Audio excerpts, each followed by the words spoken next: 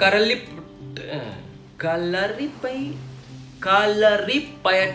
Kalaripayattu, yes, finally got it right, Kalaripayattu. आप लोग भी ट्राई करो।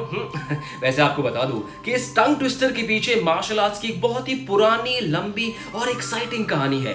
युद्ध के मैदान में शुरू हुआ ये खेल इंडियन हिस्ट्री, खासकर केरला के हिस्ट्री का एक बहुत ही इंपॉर्टेंट हिस्सा है। इनफैक्ट ये भी माना जाता है कि चाइना के कुंफू मार्शल आर्ट्स के पीछे भी कलरीपयट्टू की ही इंस्पिरेशन है। And so fit India, Ek Bharat Shreshtha Bharat के indigenous sports of India programme के तहत I am back with yet another sport and its interesting tidbits and facts. मैं हूं मनीष बठाविया और आज हमारा इंडिजिनस स्पोर्ट ऑफ इंडिया है कलरीपयट्टू।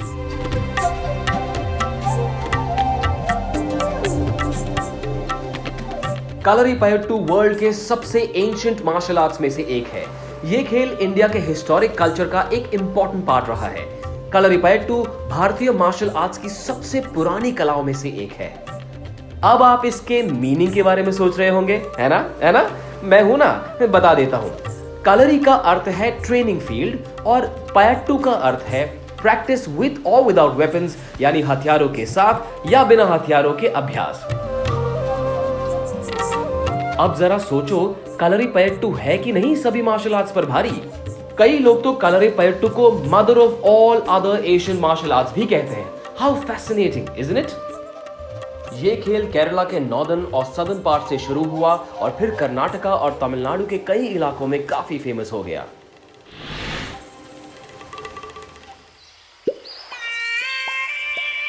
केरला की बात करें तो आखिर इसे ऐसे ही गॉड्स ओन कंट्री नहीं कहा जाता।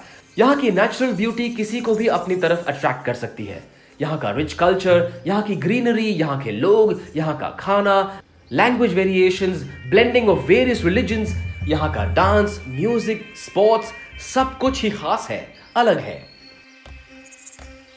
केरला में एंशिएंट टाइम से ही अलग अलग टाइप्स के आर्ट्स या स्पोर्ट्स को काफी सपोर्ट किया गया है और यहाँ की हिस्ट्री इस बात को टेस्टिफाई भी करती है। जब बात हिस्ट्री की हो रही है तो आइए जानते हैं कलरीपयट्टू की हिस्ट्री के बारे में।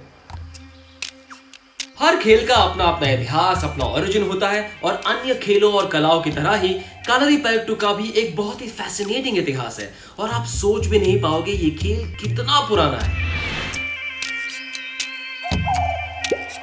कलरीपयट्टू का रूट्स इंडियन माइथोलॉजी से रिलेटेड है। आज से लगभग 17,000 साल पहले अगस्त्य मुनि को father of the ancient warfare माना जाता था। इसी युद्ध कला से आगे चलकर कलरीपयट्टू का जन्म हुआ। साउथ के संगम लिटरेचर के अनुसार कलरीपयट्टू को एक मार्शल आर्ट्स के रूप में 300 BC और 300 AD के बीच में केरला में प्रैक्टिस किया जाता था।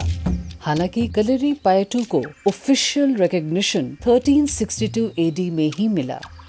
कलरीपयट्टू के नॉर्दर्न स्टाइल को मानने वाले लोग महर्षि परशुराम, जिन्हें भगवान विष्णु का अवतार भी माना जाता है, कलरीपयट्टू का पहला गुरु या प्रैक्टिशनर मानते हैं। जिस स्थान पर मार्शल आर्ट्स का अभ्यास किया जाता है उसे कलारी कहा जाता है। ये एक मलयालम भाषा का शब्द है। हालांकि कलारी का लिटरल मीनिंग होता है थ्रैशिंग द फ्लोर या युद्ध का मैदान। आज के समय में केरला में कई कलारियां हैं। हर एक कस्बे में दर्जनों ट्रेनिंग स्कूल्स हैं और हमारे देश के बड़े बड़े शहरों में जैसे मुंबई, दिल्ली, चेन्नई और बैंगलोर में भी ट्रेनिंग सेंटर्स हैं। वैसे कलरीपयट्टू की ट्रेनिंग अब दुनिया के दूसरे देशों में भी होने लगी है। अगर हम टेक्निक की बात करें तो जंपिंग, रनिंग, सोमरसॉल्ट, पूजा, ध्यान, ये सभी चीजें कलरीपयट्टू की ट्रेनिंग का एक इम्पोर्टेंट हिस्सा है। But what about the tools? भाई बहुत सारे खास टूल्स की जरूरत पड़ती है। मैं बताता हूँ। I will tell you more about.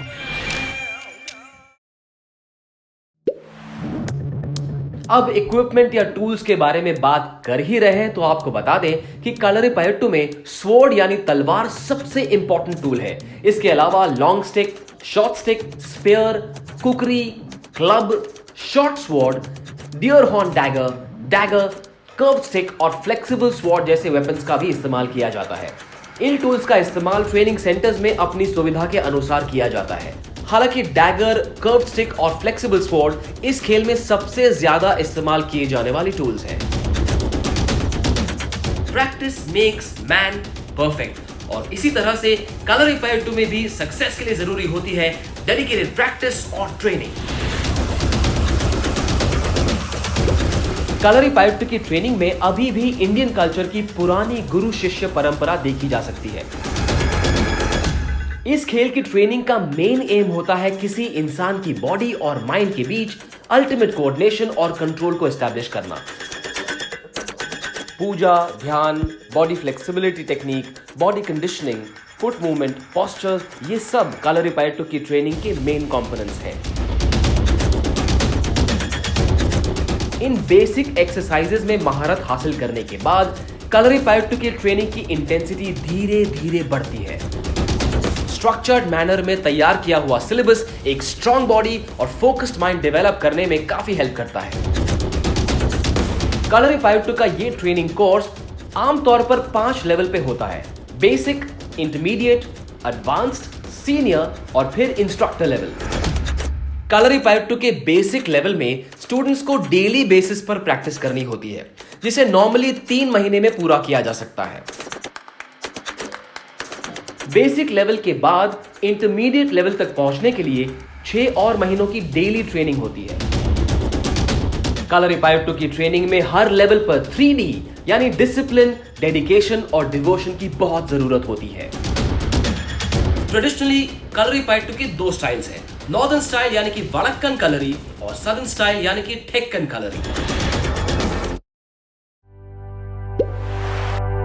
Northern Kalaripayattu या फिर वड़क्कन कलरी में एलिगेंट और फ्लेक्सिबल मूवमेंट्स, इवेजन्स, जंप्स और वेपन्स ट्रेनिंग पर ज्यादा ध्यान दिया जाता है, जबकि सदर्न कलरीपयट्टू यानी ठेक्कन कलरी के स्टाइल में hard impact based techniques, hand to hand combat और प्रेशर पॉइंट स्ट्राइक्स का ज्यादा इंपॉर्टेंस होता है।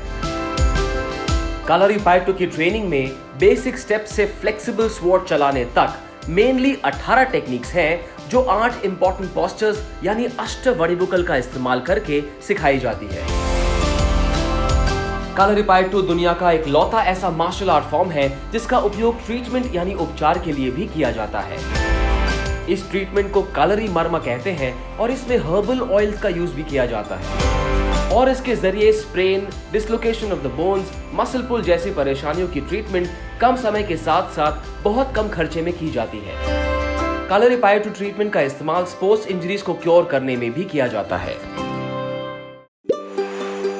अगर आप कलरी प्रैक्टिशनर बनने की चाहत रखते हैं तो मैं आपको बताता हूं कुछ ऐसे कैरेक्टरिस्टिक्स जो कलरीपयट्टू के डेडिकेटेड प्रैक्टिशनर को डिफाइन करती हैं। डिसिप्लिन, गुरु की respect, regular training, strong body, patience, humility और साहस। इन सभी गुणों को सीखने के साथ साथ आपको शांत स्वभाव रखने की प्रैक्टिस भी करनी होगी। एक इंडिविजुअल के रूप में उभरने के लिए ये सभी क्वालिटीज आपको काफी हेल्प करेगी। Basically, my friends, you've got to put your heart and soul into every single department during your training sessions to achieve the tag of a great kalari practitioner. Kalaripayattu की इंपॉर्टेंस को इस बात से समझा जा सकता है कि इस एक मार्शल आर्ट्स ने अलग अलग तरह के परफॉर्मिंग आर्ट्स को काफी इन्फ्लुएंस किया, फिर चाहे वो डांस हो या movies.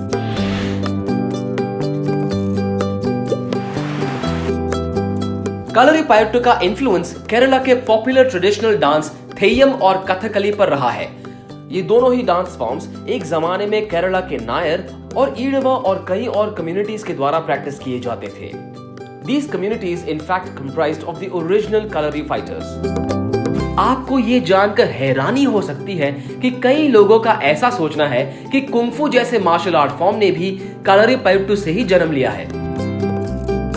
And here is a hashtag fun fact. This Indian martial art traveled to China in the 6th century AD with Daruma Bodhidharma, an Indian Buddhist monk and a Kalaripayattu master from erstwhile southern Kerala, which is now in the Tanjore district of Tamil Nadu.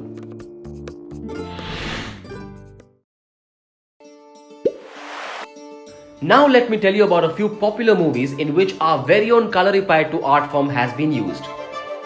Shah Rukh Khan and Kareena Kapoor Khan star of film Ashoka, या Commando, Indian, Baghi, Arjun and The Last Legion कुछ ऐसी फिल्में हैं जिनमें कलरीपयट्टू से inspired fight sequences को include किया गया है।